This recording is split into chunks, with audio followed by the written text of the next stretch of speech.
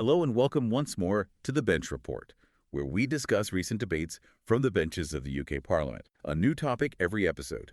You're listening to Amy and Ivan.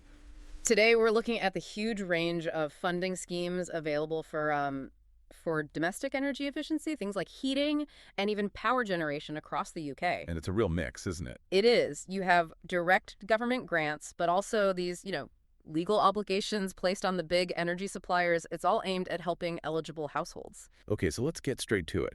The most striking thing we found isn't actually how much money is available, it's how badly some of it is being spent.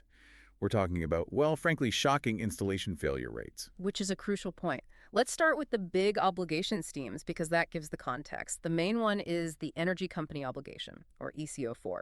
That one runs until March 2026. And its purpose is basically twofold. It's tackling fuel poverty and, at the same time, cutting carbon emissions. Exactly. It forces large suppliers to deliver and pay for measures. Insulation, new heating systems, even solar panels in some cases. And who is eligible for this? It's primarily aimed at low-income households. So you'd need to be receiving certain benefits like universal credit or pension guarantee credit. And there's a property requirement. So it's not just about income. Not at all. Homeowners need an energy performance certificate, an EPC, of D or below.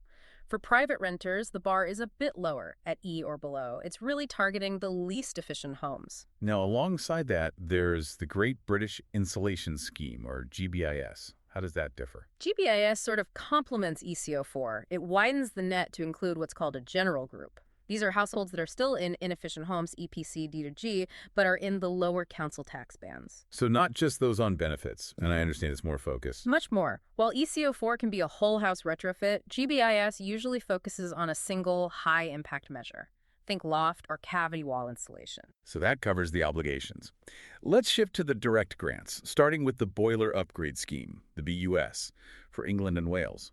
This is about upfront cash, isn't it? It is. It's for renewable heating systems. So if you live in a rural off-gas area, you could get up to £5,000 for a biomass boiler.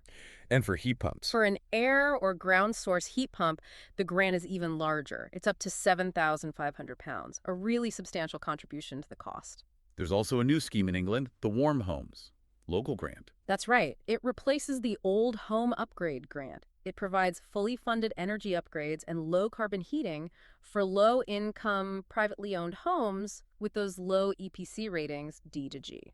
But there's a really interesting detail in there for private landlords. There is. A landlord gets their first property fully funded under the scheme. But for any other properties after that, they have to contribute 50% of the cost themselves. So the system seems designed to stop big investors from using public money to just retrofit their entire portfolios. That appears to be the intent.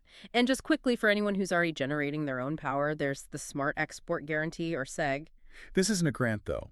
It's an obligation on suppliers to pay you for any excess renewable electricity you send back to the grid. And the key thing here is to shop around. The law says the payment just has to be more than zero, so tariffs vary wildly.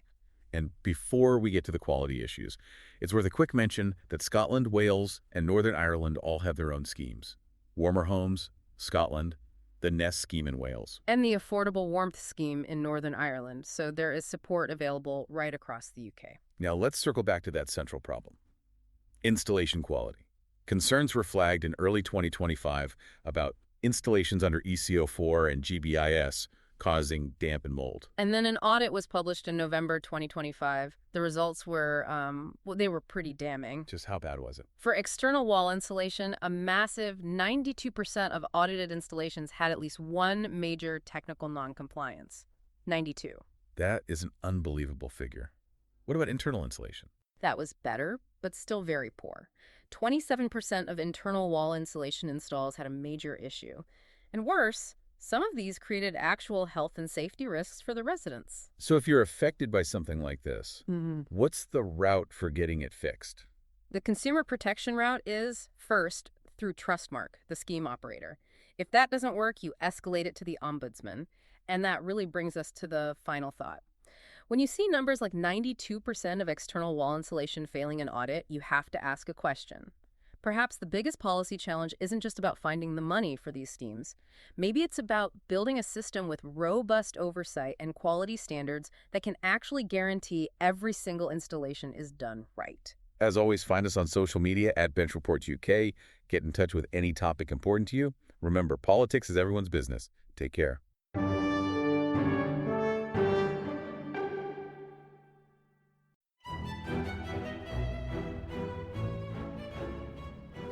Hello there, this is Tom, the producer of The Bench Report.